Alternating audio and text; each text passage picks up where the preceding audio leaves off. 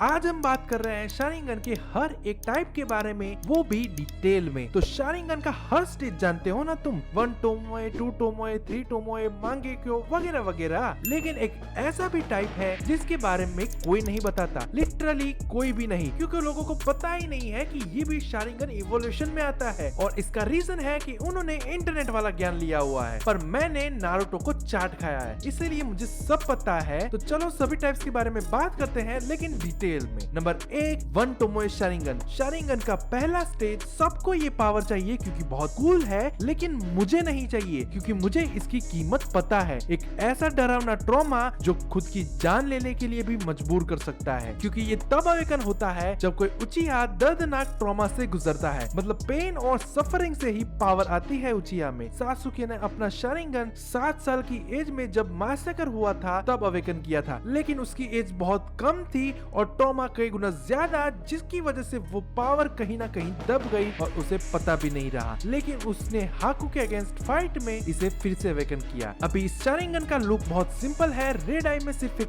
Black comma shape का mark जो Tomoe कहलाता है। इस शारिंगन से तुम्हें एनहेंस्ड विजन मिल जाता है, जिससे ओपोनेंट का मूवमेंट काफी क्लियर देख पाना पॉसिबल है, जैसे कि फास्ट मूवमेंट को स्लो मोशन में देख पाना, जो कॉम्बैट में काफी हेल्प करता है। इसके साथ चक्रा भी देख पाना पॉसिबल हो जाता है, लेकिन सिर्फ बेसिक लेवल पे अभी भी चक्रा फ्लो देख पाना और उसकी कॉम्प्लेक्स पैटर्न्स देख पाना बहुत मुश्किल है। और शारिंगन की बेसिक एबिलिटी कॉपी कर पाना यहाँ पे बहुत ही बेसिक लेवल पे है, जिससे तुम सिर्फ नॉर्मल मूवमेंट को कॉपी कर सकते हो, बहुत कुछ ज्यादा नहीं। इसका एग्जांपल है सासुके ने चुनिन एग्जाम में पेपर कॉपी किया था। मतलब जो पावर मिल रही है उससे कई गुना ज्यादा तो इसकी लिमिटेशंस है, जैसे कि इस स्टेज पे चक्रा कंजम्पशन बहुत ज्यादा होता है, अभी भी फुल्ली जुत्सु कॉपी नहीं कर सकते और बॉडी पे लोड भी बहुत पड़ता है। इसीलिए इस स्टेज को पावर बूस्ट देना काफी जरूरी है, जो है नंबर 2, 2 टोमोए शारिंगन। 1 टोमोए का अगला स्टेज जो तुम powerful training and fight experience से अनलॉक कर सकते हो। बेसिकली प्रैक्टिस मेक्स परफेक्ट वाली बात, लेकिन वो सिंपल निंजुत्सु ट्रेनिंग से कुछ नहीं होगा। तुम्हें एक और चीज चाहिए जो ट्रेनिंग नहीं दे सकती। यंग सासुके को ऑलरेडी 1 टोमोए की समझ हो गई थी एंड एक बदले के लिए वो हमेशा प्रैक्टिस करता रहता था। अभी चुनिन एग्जाम में सासुके जब ओरोचिमारू से फाइट कर रहा था, उसका शारिंगन 2 टोमोए बन जाता है, जो हुआ था फियर और डिटर्मिनेशन की वजह से। तो वो जो एक चीज चाहिए तुम्हें, वो है एक्सटर्नल फैक्टर, जो तुम्हें फोर्सफुली इस स्टेज पे ले आता है। सासुके के केस में वो ओरोचिमारू से डरना था। और एक फन फैक्ट बताऊं, ज्यादातर उचिहा 1 टोमोए से शुरुआत करते हैं, लेकिन अपने ओबिटो ने सीधा 2 टोमोए अवेकन किया था। यहाँ पे रेड आई में 2 कोमा शिफ्ट मार्क्स होते हैं, मतलब 2 टोमोए। इस स्टेज में पावर्स पहले से थोड़ी बेटर हो जाती है, जैसे कि अभी चक्रा टाइप्स और उसके अमाउंट्स अच्छे से डिटेक्ट कर पाना इजी हो जाता है। फिर इम्प्रोविजन, जहाँ पे वो यूजर बहुत ही फास्ट मूवमेंट को बहुत स्लो मोशन में देख सकता है, मतलब थोड़ी बहुत भी मसल में मूवमेंट हो वो भी पढ़ लेता है, जिससे रिएक्शन टाइम काफी बेटर हो जाता है और उससे ओपोनेंट के नेक्स्ट मूव को प्रिडिक्ट कर पाना इजीली पॉसिबल है। तुम सोचो कि सामने वाला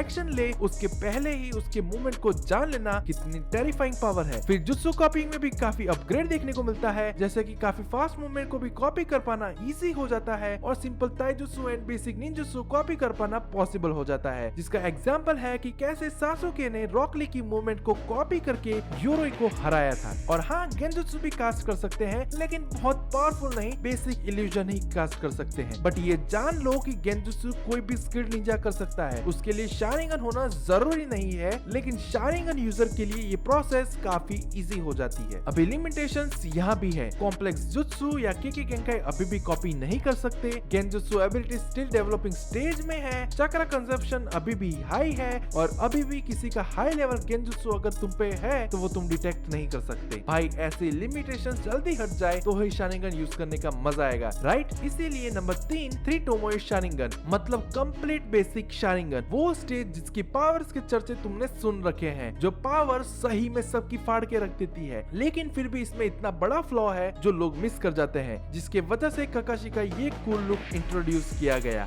ये स्टेज के लिए उचिहा को काफी intense mental, emotional and physical fight से गुजरना पड़ता है, जैसे कि सासुके जिसने नारुतो के अगेंस्ट में पहली बार बिग फाइट की थी, तब सासुके के पावर की हंगर की वजह से उसने ये स्टेज अनलॉक किया था। और हाँ, इस शारिंगन में 3 कॉमा शिफ्ट मार्क्स होते हैं जो ट्रायंगुलर पैटर्न बनाते हैं। अभी शारिंगन की असली पावर्स तो यहाँ दिखती है, जैसे कि विजन काफी एडवांस हो जाता है, इतना कि तुम हर एक मूवमेंट को रीड कर सकते हो। तुम ऐसा भी कह सकते हो कि उचिहा शारिंगन की हेल्प से फाइट में फ्यूचर भी देख सकते हैं। मतलब ओपोनेंट अगर छोटे से भी मसल भी हिलाए तो वो भी पता चल जाता है, जिससे वो यूजर थोड़े बहुत सेकंड्स में होने वाले मूवमेंट को आराम से प्रिडिक्ट कर लेता है। इसके साथ जुत्सु कॉपी करना भी एडवांस हो जाता है। मतलब कोई भी जुत्सु तुम कॉपी कर सकते हो सिवाय के गेंकाई के। ऐसे ही ककाशी को copy ninja title specifically 3 tomoe sharingan की वजह से ही मिला था, क्योंकि यही शारिंगन ने 1000 से भी ज्यादा जुत्सु कॉपी करने में उसे हेल्प की थी। फिर गेंजुत्सु में भी काफी अपग्रेड हो जाता है। जब साई पहली बार सासुके को मिला था, सिर्फ उसकी आंखों में देख के वो गेंजुत्सु शॉक में चला जाता है। और फिर इटाची को तो तुम जानते ही हो, उसकी आंख में सिर्फ एक बार देखने से ही वो सामने वाले को इजीली हरा सकता है। इसीलिए लोग शारिंगन यूजर से सीधा आंख नहीं मिलाते। इसके साथ चक्रा एनालिसिस भी एडवांस हो जाता है, जिसमें चक्रा नेचर, उसका अमाउंट और तो और झूठ को भी पकड़ पाना इजी है अभी। ऑल्सो फिजिकल पावर्स भी एनहेंस हो जाती है। मतलब रिफ्लेक्सेस, स्पीड, कॉम्बैट एनालिसिस सब इम्प्रूव हो जाते हैं। लेकिन लिमिटेशंस यहाँ भी है, यही है वो बड़ा फ्लॉ। अभी भी इसमें चक्रा कंजम्पशन काफी हाई होता है और इसी की वजह से ककाशी हमेशा अपना शारिंगन हाइड करके रखता है, वरना वो अनजाने में उसे यूज कर लेता और वो लंबी बैटल नहीं लड़ पाता। अभी ये ऑलरेडी इतनी पावरफुल है कि तुम इजीली किसी को भी हरा सकते हो। लेकिन इसका पावर अप यहाँ भी नहीं रुकता। नंबर 4, मांगेक्यो शारिंगन, शारिंगन का अगला स्टेज। और ये शारिंगन गेम चेंजर है। अगर तुम किसी के पास ये शारिंगन देखो,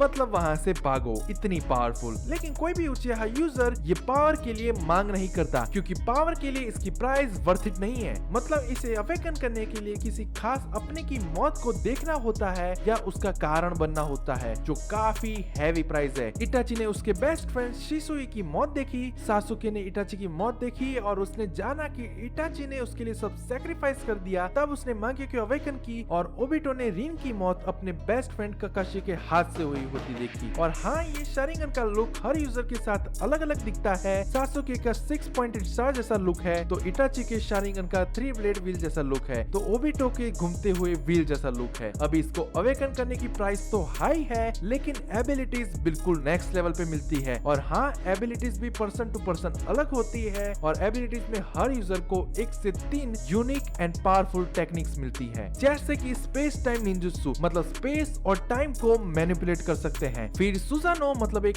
ऐसा चक्रा वॉरियर जिसे अल्टीमेट डिफेंस और ऑफेंस के लिए समन कर सकते हैं, जिसे तुम कहीं ना कहीं बड़ा रोबोट भी कह सकते हो। और हाँ, हर यूजर का सुजानो डिफरेंट कलर का होता है, जो यूजर की पर्सनालिटी और चक्रा नेचर को रिफ्लेक्ट करता है। फिर काफी एडवांस गेंजुत्सु भी मिलता है, जो रियलिटी को तोड़ मरोड़ सके ऐसे इल्यूजन्स होते हैं। अभी कुछ जाने माने यूजर्स और उनकी एबिलिटीज की बात करें तो इटाची उचिहा, जो सुकुयोमी मतलब टाइम मैनिपुलेशन गेंजुत्सु को यूज करता था, जिससे एनिमी को ऐसा टॉर्चर दिया जा सके कि वो फाइट में हार जाए, और अमातेरासु मतलब ऐसी ब्लैक फ्लेम्स या इटरनल फ्लेम्स जो किसी भी चीज को जला सकती थी। आई मीन नॉर्मल आग को भी ये काली आग खा जाती थी। फिर सासुके उचिहा, जो कागुत्सुची को यूज करता था, मतलब फ्लेम को कंट्रोल कर पाना। फिर ओबिटो उचिहा एंड ककाशी हाटाके, जिनकी सेम आइज थी, जो कामो यूज करते थे, मतलब डायमेंशन में ट्रांसपोर्टेशन कर पाना, चीजों को भी और अपने आप को भी। और शिसुई उचिहा, जो कोतो आमात्सुकामी यूज करता था, मतलब अल्टीमेट माइंड कंट्रोल। लेकिन इस मांगेक्यो शारिंगन की लिमिटेशंस बहुत स्कैरी है, जैसे कि धीरे धीरे इस शारिंगन के यूज पे अंधापन आता है और काफी चक्रा एनर्जी कॉस्ट करता है, आंखों में भी काफी पेन और ब्लीडिंग होता है, और अवेकनिंग के लिए इमोशनल ट्रॉमा भी जरूरी है। अगर ऐसी लिमिटेशंस होगी तो कैसे काम चलेगा। इसीलिए नंबर 5, इटर्नल मांगेक्यो शारिंगन। मांगेक्यो शारिंगन को ये स्टेज पूरा करता है। अब तुम्हें कोई नहीं रोक सकता, अब कोई भी कमी नहीं है। लेकिन इसे अवेकन करने की कंडीशन बहुत ही डार्क है, और जो अपनी इच्छा से करे वो विलन ही हो सकता है, क्योंकि इस शारिंगन को अनलॉक करने के लिए तुम्हें तुम्हारे करीबी रिश्तेदार, जिसका खून का रिश्ता हो, ज्यादातर केस में भाई, उसकी मांगेक्यो शारिंगन अपने में ट्रांसप्लांट करनी पड़ती है। मतलब एक तो ट्रॉमा झेलो और उसके ऊपर ये शर्त। इसीलिए जो इसको पाने की इच्छा रखते हैं वो विलन ही हो सकते हैं, और ये कारणों की वजह से ये बहुत रेयर डोजोत्सु है। और ये शारिंगन सिर्फ मादरा और सासुके के पास ही थी। ये शारिंगन दिखने में उस यूजर के और जिसकी मांगेक्यो ट्रांसप्लांट की है, उन दोनों के मांगेक्यो आइस की पैटर्न्स का कॉम्बिनेशन होता है। फॉर एग्जाम्पल, सासुके की 6 pointed star pattern and Itachi की 3 ब्लेड पैटर्न कंबाइन हो जाती है और कुछ ऐसी दिखती है। अब इसकी एबिलिटीज सुपर डुपर लेवल पे होती है। अंधापन यहाँ पे चला जाता है, जिससे तुम्हें अल्टीमेट यूसेज मिलता है, और सारी मांगेक्यो पावर्स वैसे की वैसे ही बनी रहती है, चली नहीं जाती। और जितनी भी टेक्निक्स थी उसकी पावर भी यहाँ पे सिग्निफिकेंट सिग्निफिकेंटली स्ट्रॉन्ग हो जाती है। सुजानो भी कंप्लीट और परफेक्ट फॉर्म में मैनिफेस्ट कर सकते हो, मतलब सुजानो के पास वेपन आ जाता है एंड फुल वॉरियर बन जाता है जो उड़ भी सकता है एंड टेल्ड बीस्ट का सामना भी कर सकता है। और हाँ, मादरा ने अपने भाई इजुना की आइस ली थी, उसने छीनी नहीं थी। इजुना ने अपनी इच्छा से उसे दी थी क्योंकि वो मरने की कगार पे था और इतना इंजर करने के लिए जिम्मेदार अपने टोबिरामा महाशय थे। एक और बात, सासुके ने तो पहले तो इटाची की आइस लेने के लिए मना किया था, बट सच्चाई जानने के बाद उसने इटाची की आइस एक्सेप्ट कर ली। लेकिन ये पावर अप यहाँ भी नहीं रुकता। Number 6, rinne sharingan. ये शारिंगन का अल्टीमेट फॉर्म है और ये इतनी रेयर है कि अगर तुम्हारे पास ये है तो तुम कोई भगवान से कम नहीं हो। लेकिन जिसने भी इसे हासिल किया अंत में वो पछताया क्योंकि ये तुम्हें पावर में अंधा कर देती है। जब कागुया ने भी उसे यूज किया था, उसके अपने बच्चे तक उसके खिलाफ हो गए थे। वैसे ये सिर्फ अल्टीमेट फॉर्म ही नहीं, ये तो ओरिजिनल सोर्स है जहाँ से हर चक्रा की शुरुआत हुई। मतलब कागुया इसकी सबसे पहली और ओरिजिनल यूजर थी जिसने चक्रा फ्रूट खाया और सारे चक्रा की सोर्स बन गई। ये रिने शरिंगन तुम कागुया के माथे पे देख सकते हो, जो रेड आई होती है जिसमें काफी सारे सर्कल्स होते हैं और 9 टोमोए भी होते हैं। और इसका दूसरा यूजर मादरा उचिहा था जिसने थोड़े समय के लिए उसे यूज किया और फिर कागुया ने उसे टेक ओवर कर लिया। अभी ये एक्टिवेट करना एक्सट्रीमली रेयर है। इसे एक्टिवेट करने के लिए मैसिव चक्रा और एकदम स्पेसिफिक ब्लड लाइन चाहिए रहती है। मादरा ने 10 डेज का जिंचुरिकी बन के इसे एक्टिवेट किया था जिससे उसे मैसिव चक्रा मिला था। तो अभी इसकी एबिलिटीज भी यहाँ पे गॉड लेवल पे होती है। इनफाइनाइट सुकुयोमी, जिससे पूरी दुनिया पे गेंजुत्सु कास्ट कर सकते हैं, जो पूरी दुनिया के लोगों को ड्रीम वर्ल्ड में ले जाता है और मीनवाइल उनके चक्रा को ड्रेन करता रहता है, जिससे उस यूजर को इन चक्रस की पावर मिलती रहती है। और इसी पावर से कागुया ने जेसो आर्मी क्रिएट की थी। फिर दूसरी पावर है पोर्टल क्रिएशन, जिससे डिफरेंट डायमेंशंस के पोर्टल ओपन कर सकते हैं और वहां पे ट्रैवल किया जा सकता है। फिर ग्रेविटी मैनिपुलेशन, जिससे ग्रेविटेशनल फोर्सेस को कंट्रोल किया जा सकता है। मतलब वो पेन की तरह, पेन कैसे वो खींचना धकेलना करता था वैसे। फिर चक्रा एब्जॉर्प्शन, जिससे कोई भी सोर्स से चक्रा एब्जॉर्ब कर सकते हैं। मतलब अगर पेड़ में भी चक्रा हो तो उससे भी तुम चक्रा की पावर एब्जॉर्ब कर सकते हो। और रियलिटी मैनिपुलेशन, जिससे फिजिक्स के फंडामेंटल लॉस की धज्जियां उड़ा के तुम दुनिया की रियलिटी चेंज कर सकते हो। लेकिन इस रिने शरिंगन की भी कुछ लिमिटेशंस है, जैसे कि इसको एक्टिवेट करने के लिए 10 टेल बीस्ट को एब्जॉर्ब करके जिंचुरिकी बनना पड़ता है या फिर ओसुसु की ब्लड लाइन चाहिए। साथ ही साथ रिने शरिंगन मैसिव चक्रा ड्रेन करता है और काफी इनस्टेबल होता है, जिसे कंट्रोल करना काफी डिफिकल्ट है। इसे सिर्फ ओसुसु की चक्रा वाले ही ट्रूली मास्टर कर सकते हैं। मादरा इसे इसीलिए यूज कर पाया क्योंकि उसके पास 10 टेल्स का इनफाइनाइट सोर्स चक्रा पावर था। तो तुमने हर एक शरिंगन के टाइप के बारे में जान लिया है, लेकिन वेट, एक और सीक्रेट है जो तुम्हें पता होना चाहिए। मालूम नहीं इस डोजुत्सु को लोग मेंशन क्यों नहीं करते, बट रिनेगान एक्चुअली शरिंगन के इवोल्यूशन स्टेज में ही आता है। समझाता हूँ कैसे। रिनेगान इंद्रा एंड असुरा के चक्रा को कंबाइन करने से मिलता है, जो तुमने नारुतो में देखा ही होगा कि कैसे मादरा, जिसकी एंसेस्टरी इंद्रा से है, वो अपने अंदर हाशिरामा के सेल्स, जिसकी एंसेस्टरी असुरा से है, उसको कंबाइन कर लेता है और उसे रिनेगान मिलता है। ऐसे ही सासुके, जिसकी एंसेस्टरी इंद्रा से है,